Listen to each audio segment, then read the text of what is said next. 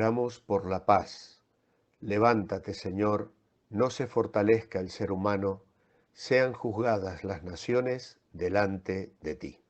Muy buenos días. Llegamos al viernes ya para cerrar esta semana en la que estamos meditando sobre la esencia del Evangelio.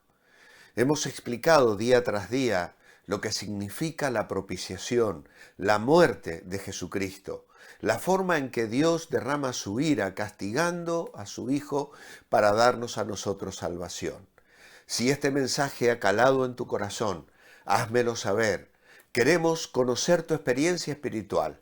Queremos gozarnos si tú te has gozado experimentando el perdón de tus pecados. Si aún no lo has hecho, presta atención a lo que hoy vamos a compartir. Nuestra lectura está en Marcos capítulo 1 versículo 11 y luego en el capítulo 9, 7 donde prácticamente dice lo mismo, pero en ocasiones diferentes. Aquí dice en Marcos 1, 11, y desde los cielos vino una voz que decía, tú eres mi Hijo amado, en ti me complazco. Y en el capítulo 9, versículo 7, dice, entonces una nube los envolvió en sombra, y desde la nube una voz decía, este es mi Hijo amado, escuchadle a él. Y luego la lectura de uno de los lugares tan especiales para los cristianos en las Escrituras, Filipenses 2, 5 al 8. Así que vosotros sentid esto mismo que Cristo Jesús, quien siendo en forma de Dios no estimó el ser igual a Dios como cosa que aferrarse, sino que se despojó a sí mismo y tomó forma de siervo y se hizo semejante a los seres humanos. Y estando en la condición de hombre se humilló a sí mismo y se hizo obediente hasta la muerte y muerte de cruz. Nuestro apartado hoy lleva como título La fuerza motora en la vida de Jesús. Si dedicamos una hora a leer el Evangelio según Marcos, vamos a obtener una impresión de Jesús que incluye al menos 4 aspectos. Primero, la de un hombre en acción.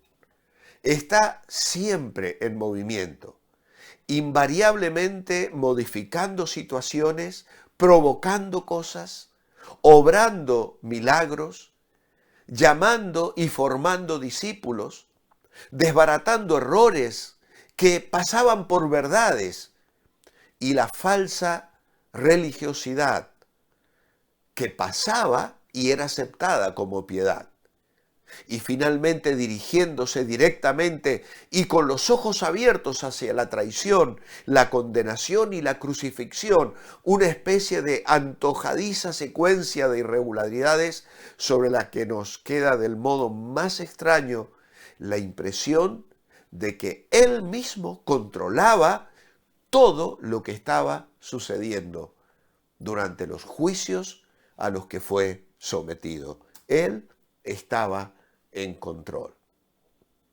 Pero también nos deja la impresión de ser un hombre que se sabía persona divina. Era el Hijo de Dios que cumplía un papel mesiánico de hijo de nombre. Cuanto más se entregaba a sus discípulos, tanto más tremendamente enigmático lo encontraban. Y cuanto más próximos estaban a él, tanto menos lo entendían. Y esto suena paradójico, pero es estrictamente cierto, porque a medida que la intimidad con Jesús aumentaba, se acercaban más a la comprensión que él tenía de sí mismo como Dios y Salvador, y esto es algo a lo cual ellos no le veían ni pies ni cabeza. Pero esa singular autoconciencia doble de Jesús, confirmada por la voz de su Padre desde el cielo en el bautismo y luego en el monte de la transfiguración, surgía constantemente. Basta pensar, por una parte, en la pasmosa naturalidad con que asumía autoridad absoluta en todo lo que decía y hacía. Y por otra, su respuesta a la doble pregunta del sumo sacerdote durante el juicio al que el Señor fue sometido. ¿Eres tú el Cristo, el Mesías, el Rey Salvador de Dios, el Hijo del Bendito, persona sobrenatural y divina? A lo cual Jesús respondió categóricamente, yo soy. De más está decir que era completamente ilegal obligar a un reo, a un acusado, a autoincriminarse. Pero como los testimonios de las personas no acababan de convencer absolutamente a nadie de que Jesús merecía la muerte, el sumo sacerdote le conjura para que el Señor se vea obligado a decir lo que dijo, aunque él lo estaba haciendo voluntariamente, porque como hemos dicho, él estaba en control de todo. Pero también al leer el Evangelio de Marcos, nos damos cuenta de que Jesús tenía conciencia de él mismo ser alguien cuya misión mesiánica se centraba en el hecho de que sería entregado a la muerte.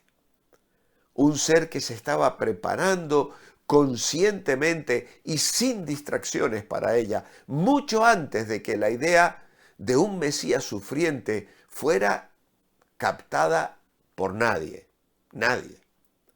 4 veces por lo menos después de que Pedro lo hubiera saludado como el Cristo de Cesarea de Filipo, Jesús predijo que habría de ser muerto y que resucitaría, aunque sin que los discípulos lo pudiesen comprender.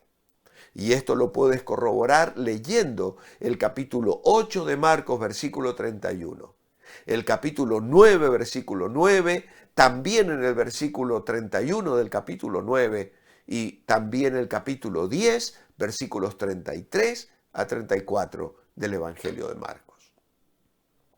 En otras ocasiones hablaba del hecho de su muerte como algo seguro, predicho ya en las Escrituras, y algo que habría de conquistar para muchos una trascendental relación con Dios.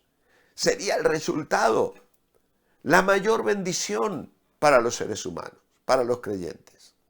Y esto lo puedes comprobar en Marcos 12, 8, en Marcos 14, 18 y 21, y también en el versículo clave del Evangelio de Marcos, capítulo 10, versículo 45, el Hijo del Hombre no vino para ser servido, sino para servir y para dar su vida en rescate de muchos. Finalmente,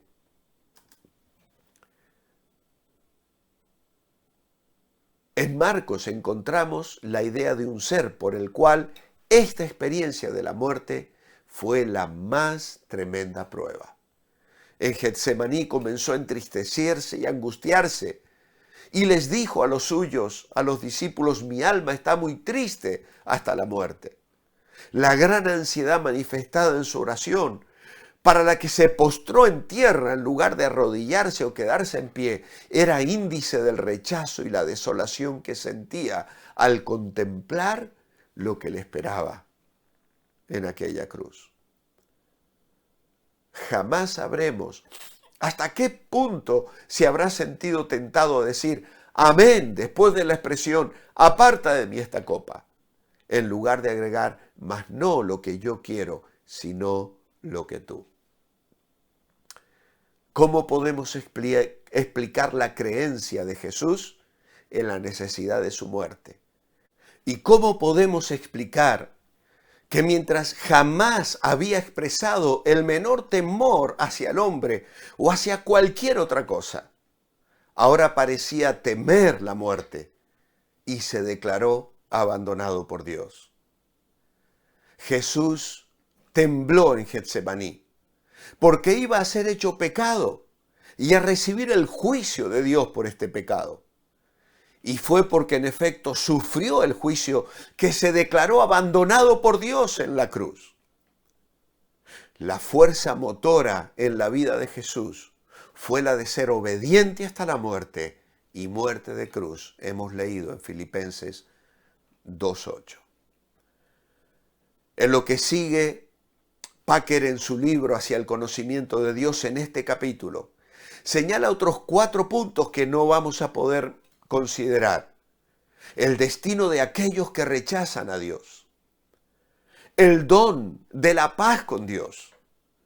Las dimensiones del amor de Dios y el significado de la gloria de Dios. Soportando la vergüenza y desestimando el vituperio, fue condenado en mi lugar, en tu lugar, selló nuestro perdón con su sangre. ¡Aleluya! Podemos gritar hoy. ¡Qué Salvador! Dejó el trono de su Padre en el cielo, tan gratuita, tan infinita en su gracia, se vació de todo, menos de su amor, y sangró por la impotente raza de Adán. ¡Oh amor! Asombroso amor. ¿Cómo puede ser? Pues me encontró, no se encontró. Dios me encontró a mí.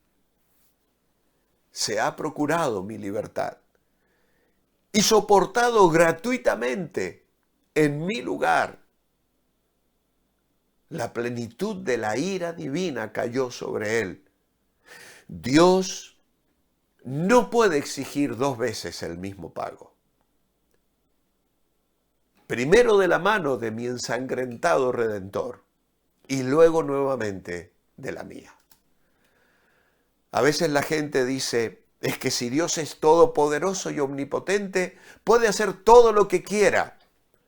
Pues Dios no se contradice a sí mismo. Dios, dice la Biblia, no puede mentir. Y hay algo más que Dios no puede hacer.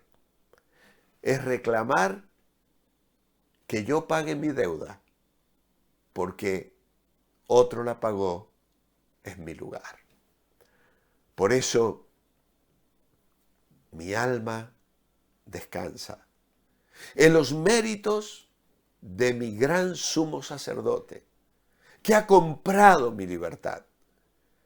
Confío que su sangre eficaz ha borrado todos mis pecados y ya no temo ser expulsado de la gloria de Dios en el cielo, porque Jesús murió por mí. Así cantamos los cristianos, los que somos herederos del cielo, aquellos que han visto la iluminación del conocimiento de la gloria de Dios en la faz de Jesucristo. Las buenas nuevas del amor redentor y de la misericordia propiciatoria, que es lo que constituye la médula del Evangelio, nos estimula a alabar incesantemente y a bendecir el nombre del Señor. Te cuentas tú entre los creyentes redimidos.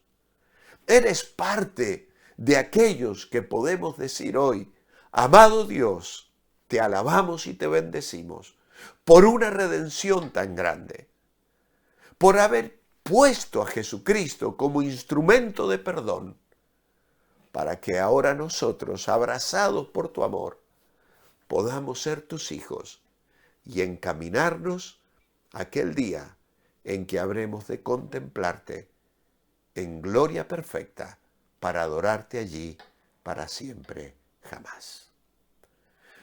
Que el Señor os bendiga, que tengáis un muy buen fin de semana. Os espero, Dios mediante, el próximo lunes para continuar mirando un nuevo y maravilloso tema de esta tercera parte, hijos de Dios.